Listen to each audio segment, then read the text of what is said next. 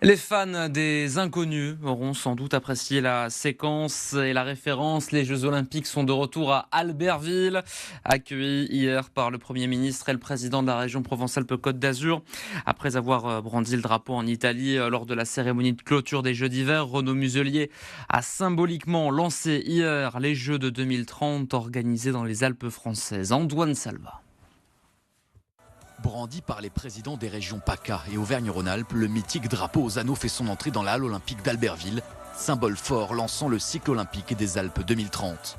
Le dénouement d'une soirée de rêve, là où il y a 34 ans, la France recevait les Jeux d'hiver pour la dernière fois et une apothéose pour les héros de la délégation tricolore, rentrée de Milan-Cortina avec un record de 23 médailles. C'est avec ce genre d'événement qu'on comprend la force de ce qu'on a réalisé, c'est super.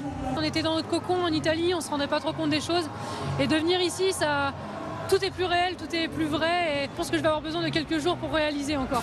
La fête a succédé à l'effort, place désormais au repos, mais déjà les appétits s'aiguisent. Car parmi les biathlètes aux 13 podiums, les fondeurs aux 3 médailles, les patineurs en or ou ceux qui ont échoué au pied de l'Olympe, certains ont déjà les yeux rivés sur les Jeux à la maison. On sait qu'on va être vachement supporté avec le public français qui est toujours incroyable. Et ça donne des idées et ça donne envie de s'entraîner.